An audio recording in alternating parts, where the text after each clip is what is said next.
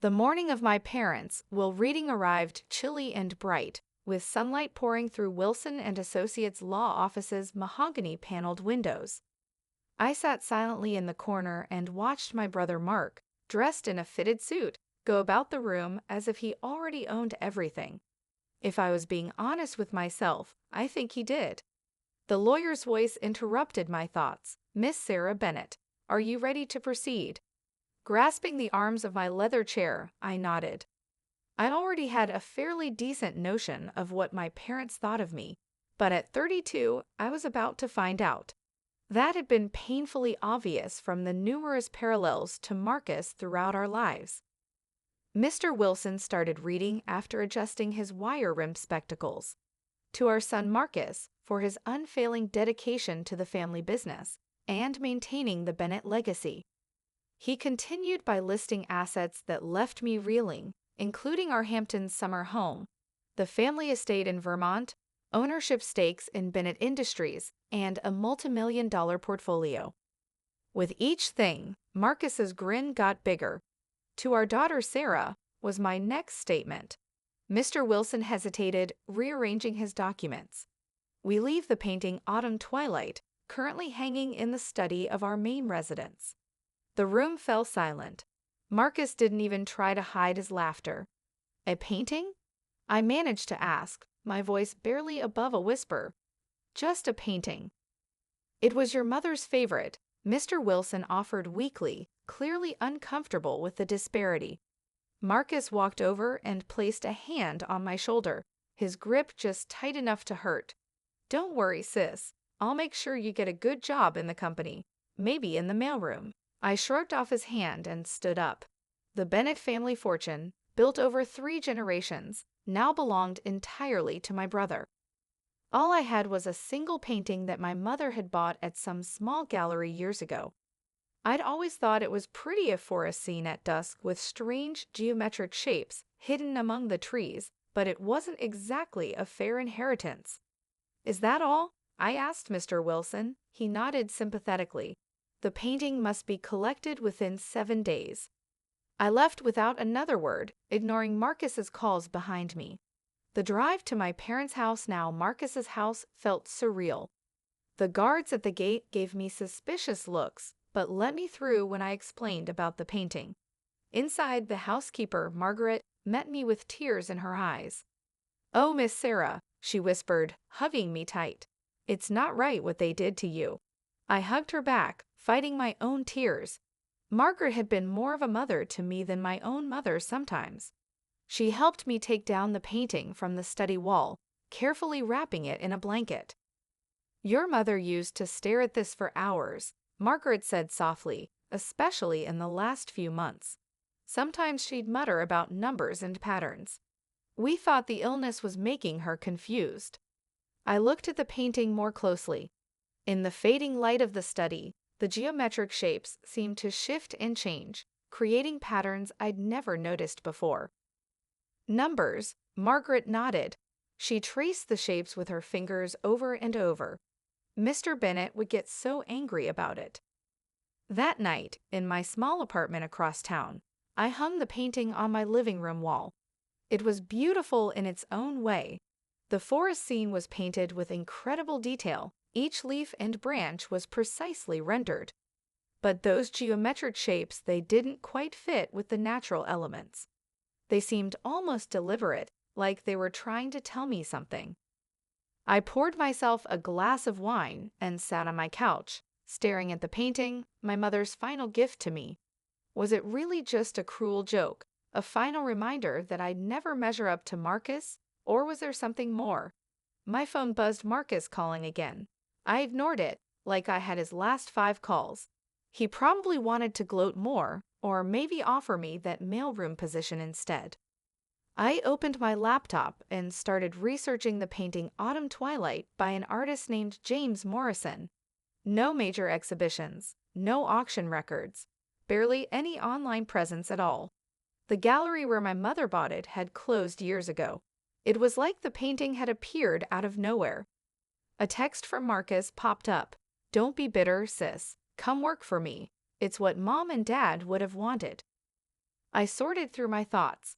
What my parents had wanted was for me to be more like Marcus, to care about profit margins and shareholders, instead of pursuing my passion for art history and restoration. I disappointed them by choosing my own path, and now they'd made their feelings crystal clear. But something about the painting kept drawing my attention. Those shapes, they reminded me of something I'd studied in my art restoration course's stenography, the practice of hiding messages in plain sight. I got up and examined the painting more closely. The geometric shapes were subtly different colors than the rest of the scene, barely noticeable unless you were looking for it, and they seemed to form a pattern. A knock at my door made me jump. It was past midnight. Who would be visiting at this hour? Through the peephole, I saw Marcus standing there, his usually perfect hair disheveled. "Sarah," he called out, "open up. We need to talk about the painting." I stayed silent, watching him through the peephole. He'd never shown any interest in art before. Why was he here now, in the middle of the night, asking about a supposedly worthless painting? "Sarah, please." His voice took on an edge of desperation I'd never heard before. "Mom left instructions about the painting. You need to get it back." Instructions? My heart started pounding. Maybe I wasn't crazy. Maybe there really was something hidden in those geometric shapes. "Go away, Marcus," I called through the door. "The painting is mine. It's all I got." "Remember, you don't understand," he hissed. "That painting, it's not what you think. Give it to me now, and I'll give you $5 million. $5 million for a painting he laughed about just hours ago. I backed away from the door, my mind racing. Marcus was many things, but he wasn't stupid with money. If he was offering that much, the painting must be worth far more. I heard him fumbling with something keys. Did he still have a copy of my spare key from when I'd been sick last year? I quickly grabbed the painting off the wall and ran to my bedroom, locking the door behind me just as I heard my front door open. "Sarah," Marcus's voice echoed through my apartment. "Where are you? Where's the painting?" I held the painting close, my hands shaking in the dim light of my bedroom. Those geometric shapes seemed to glow faintly, and then I saw a pattern I'd missed before. The shapes weren't random at all. They formed numbers, hidden so cleverly in the forest scene that you'd never notice unless you knew exactly what to look for. "Sarah," Marcus was getting closer, "think about what you're doing.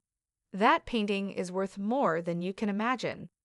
I turned the painting over, inspecting the back. The original canvas was professionally mounted, but something about the framing felt off. A slight gap that shouldn't be there. My bedroom door handle jiggled. "Sarah, open this door right now." With trembling fingers, I pried at the gap in the frame. A small piece of paper fluttered out, covered in my mother's elegant handwriting. As I read the first line, my breath caught in my throat. "My dearest Sarah, if you're reading this, you've discovered what I always knew you would. You see patterns others miss. You question what others accept. And now, my darling girl, you're about to understand why your father and brother have always been so afraid of you." The pounding on my bedroom door grew louder, but I barely heard it. I was too busy reading my mother's letter, my hands shaking as each word revealed a truth that would change everything. The numbers in the painting weren't just random shapes. They were coordinates, accounts, and passwords to something that would shake the very foundation of Bennett Industries. And my brother, still shouting outside my door, had no idea that his perfect world was about to crumble.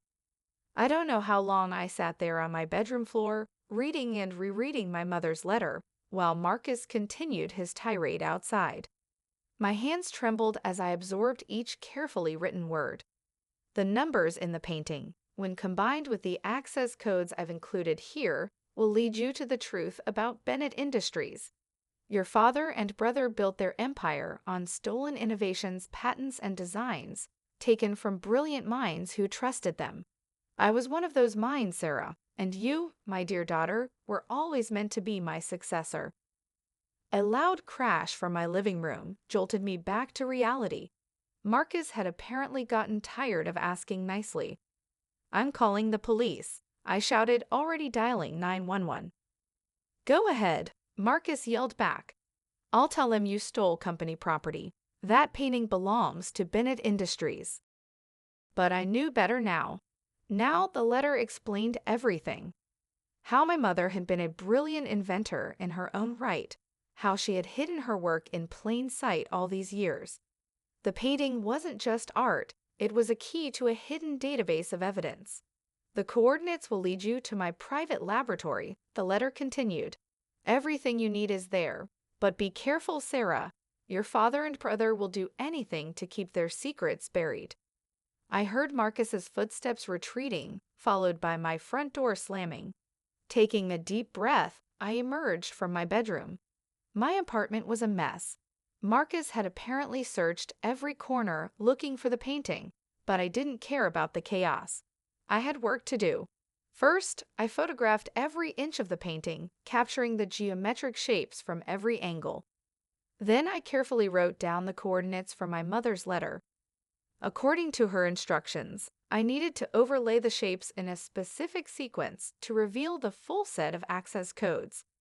My phone buzzed again, this time with a text from Margaret, our old housekeeper. Miss Sarah, men are at the house removing all your mother's things. They're looking for something in her study. Please be careful. They were destroying evidence. I had to move fast. The coordinates led to a location in the Berkshires, about 3 hours from the city. My mother had written that she purchased the property under her maiden name, keeping it hidden from my father and brother. The lab is underground, her letter explained. The entrance looks like an old storm cellar, but it's equipped with state-of-the-art security. Use the first sequence of numbers from the painting to gain access. I packed quickly laptop, the painting carefully wrapped in blankets, some clothes, and my mother's letter.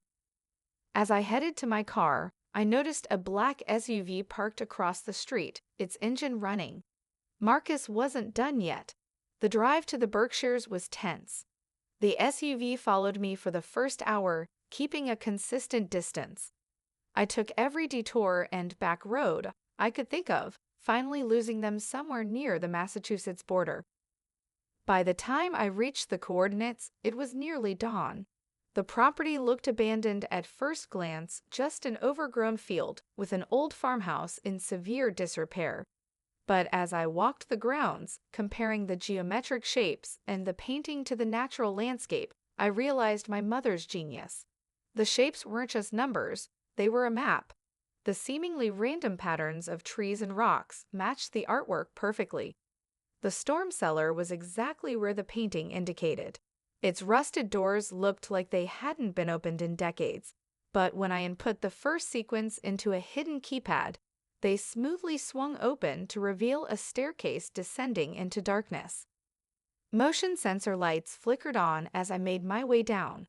The temperature dropped with each step, and I could hear the soft hum of ventilation systems. At the bottom, another keypad waited. This time, I needed to use the second sequence from the painting. The laboratory that emerged from the darkness took my breath away. It was like stepping into a different world, pristine white walls, advanced equipment, and rows of computers humming quietly. But what caught my eye was the wall of patents and prototypes, dozens of innovations that I recognized from Bennett Industries products, but with one crucial difference. They all bore my mother's original signature. "Oh my God," I whispered, moving closer to examine them. These weren't just similar to Bennett Industries technology, they were the originals. My mother hadn't just been a passive observer in the company.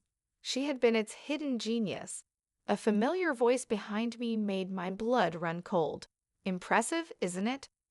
I spun around to find my father standing in the doorway, looking exactly as he had the day he died, or at least the day we thought he died. Marcus stood beside him, a satisfied smirk on his face. "Did you really think your mother was the only one who knew about this place?" my father asked, stepping into the lab. Though I must admit, hiding the coordinates in that painting was clever. "We've been searching for this facility for months." I backed away, clutching my mother's letter. "You're supposed to be dead." He smiled, but it didn't reach his eyes. Sometimes the best way to find something is to make people stop looking for it. Your mother's death was unfortunately real, but mine, well, let's just say it's had its purpose. The will reading was a trap, he continued. I realized. You wanted me to find the painting, Marcus explained, moving to block the exit. Mom changed all the security protocols before she died. We couldn't get in without the codes. And now? My father said, advancing slowly, you're going to help us destroy everything in this lab. All evidence of your mother's work will disappear and Bennett Industries' patents will remain secure. But they had made one crucial mistake. While they were talking, I had been backing toward my mother's main workstation. Her letter had mentioned an emergency protocol, a sequence of numbers that would activate something she called the Clarity Protocol. Actually, I said, reaching behind me to input the sequence. I don't think I will. The lab's light suddenly shifted to a pulsing red, and a computerized voice announced, Clarity Protocol activated. Broadcasting evidence to all major news outlets and regulatory agencies. Deletion, impossible. My father's face contorted with rage.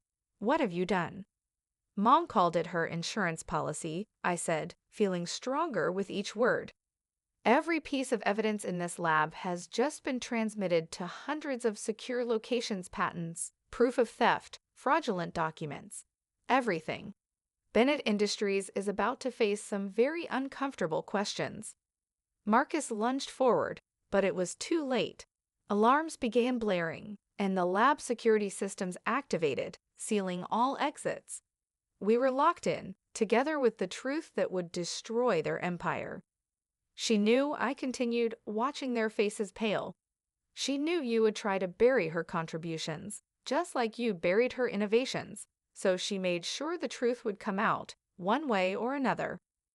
Through the lab's small windows, I could see police lights approaching. Someone, probably the lab security system, had alerted local authorities. My father and Marcus exchanged panicked looks as the sound of sirens grew closer. The painting that had started everything still sat wrapped in blankets by the door. Those seemingly worthless geometric shapes had led me exactly where I needed to go. My mother's final gift wasn't just a painting, it was justice. And as I watched my father and brother realize their perfect world was crumbling, I smiled, knowing this was just the beginning. The real story of Bennett Industries was about to be told, and this time, no one would be able to hide the truth. The next 48 hours passed in a blur of police statements, news reports, and corporate chaos. I watched from my hotel room as Bennett Industries stock plummeted, years of carefully constructed lies unraveling in real time. Bennett Industries CEO found alive, arrested for fraud, the headlines screamed. Corporate giant built on stolen patents. Mother's revenge, the hidden genius behind Bennett Tech. My phone hadn't stopped ringing since the story broke journalists, lawyers, former employees. Everyone wanted to hear my side of the story. But I was only interested in one call: Margaret, our former housekeeper, who had more revelations to share. Your mother knew this day would come, she told me, her voice heavy with emotion. That's why she made me promise to give you this after the truth came out. An hour later, I sat in Margaret's small living room, holding another letter from my mother. This one was different, not instructions or coordinates, but a story. Her story. My dearest Sarah, it began. Now that you know the truth about Bennett Industries, it's time you understood your own history. You were never less than your brother. You were always meant for something more. As I read, the pieces of my life slowly shifted into focus. My mother hadn't been just another victim of my father's schemes. She had been playing a long game, preparing me for this moment from the very beginning. Those art history classes I'd taken, they weren't a waste of time, as my father had claimed. They had trained my eye to spot patterns, to understand hidden meanings in plain sight. My work in restoration had taught me patience, precision, and the ability to reconstruct truth from fragments. Every time your father pushed you away from the business, my mother wrote, Every time he favored Marcus, he was unknowingly helping to prepare you for this moment. You learned to think differently, to see what others missed, while Marcus was learning to maintain the lies. You were learning to expose them when a knock at Margaret's door interrupted my reading. A woman in a crisp suit stood outside, holding a briefcase. "Miss Bennet, I'm Alexander Chin from the SEC. We need to discuss your mother's patents." The next few hours were a crash course in just how extensive my mother's preparations had been. She hadn't just documented the stolen patents. She had continued inventing, working in secret in her underground lab. The painting's coordinates had led not only to evidence of past theft, but to innovations that could transform the industry. "Your mother filed these patents under a trust," Alexander explained, spreading documents across Margaret's coffee table, "a trust that names you as the sole beneficiary." My hands trembled as I looked at the paperwork. Dozens of patents, all legally protected, all now belonging to me, not just the old innovations my father had stolen, but new ones, years ahead of current technology. "Bennett Industries doesn't just owe you restitution for the stolen patents," Alexander continued. "They've built their entire infrastructure around your mother's technology. They can't operate without it." "So what does that mean?" I asked, though I was beginning to understand. "It means, Miss Bennet, that you now effectively control the company that cast you aside." While my father and Marcus sat in jail awaiting trial, I walked into Bennett Industries headquarters the next morning not as the forgotten daughter, but as its new owner. The board of directors, desperate to save the company from complete collapse, had no choice but to accept my terms. Standing in my father's former office, I found another surprise. A wall safe hidden behind the painting that had once hung there. The combination, the final sequence of numbers from my mother's painting, inside was a personal diary detailing every innovation he had stolen, every inventor he had betrayed. But more importantly, it contained a list of names people, like my mother, who had been cheated out of their rightful recognition. 1 month later, I stood on a stage at a hastily convened press conference, announcing the company's new direction. Bennett Industries was built on stolen dreams, I told the assembled crowd. Today, we begin making things right. We're establishing a foundation to compensate every inventor who was wronged by the previous management. But more than that, we're transforming the company into what it should have been all along, an incubator for innovation, where brilliant minds are celebrated, not exploited. The painting that started it all now hangs in my new office, a reminder that sometimes the most valuable things are hidden in plain sight. The geometric shapes that once concealed my mother's secret now represent something else, the pattern of a better future, one built on truth instead of lies. Marcus wrote to me from prison, alternating between threats and pleas for help. I sent back a single photograph, the painting now hanging exactly where our father's portrait used to be. He would understand the message. His world of deception was over. My father maintained his silence, but it didn't matter anymore. The truth he had fought so hard to bury was now his legacy. The great John Bennett would be remembered not as a visionary businessman, but as a thief who stole his own wife's genius. Late one evening, as I was preparing to leave the office, Margaret brought me one final letter from my mother. This one had been timed to arrive exactly 1 month after the company's transformation began. "My darling Sarah," I'd read, "if you're reading this, you've done more than just expose the truth.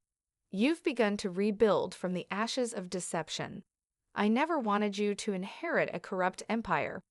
I wanted you to have the chance to build something honest, something worthy of your heart." I traced my fingers over her handwriting, feeling closer to her than ever before. The worthless painting had been anything but worthless. It had been the key to everything. More than that, it had been my mother's way of showing me that I had inherited something far more valuable than money or status. I had inherited her vision for a better world. 2 years later, Bennett Industries, now renamed Aurora Innovations, is unrecognizable from what it once was. We've become a leader, not just in technology, but in ethical business practices. The foundation has helped dozens of inventors reclaim their stolen innovations, and our incubator program has launched countless new careers. The painting still hangs in my office, its geometric shapes now a familiar comfort. Sometimes, late at night, I could swear they shift slightly, as if my mother is still there, leaving me new patterns to unravel, new truths to discover. But the most important truth was there all along, hidden in plain sight, just like those numbers. Success built on lies will always crumble, but success built on truth and justice will stand the test of time. Last week, Marcus got freed from jail. He messaged me to ask to meet and discuss reestablishing our family. I still haven't replied. I've discovered several designs that are best kept unaltered. Rather, I dedicate my time to contemplating the future. Young innovators may display their ideas at the company's annual innovation fair without worrying about them being stolen. The young woman who won last year reminded me of my mother in that she was clever, underappreciated, and uncompromising in her mission. I noticed my mother's artwork mirrored in the glass trophy as I presented her with the honor. I was reminded that often the greatest inheritances aren't the ones we can physically carry, but rather the ones that change us from the inside out by the way the geometric forms appeared to dance with approbation.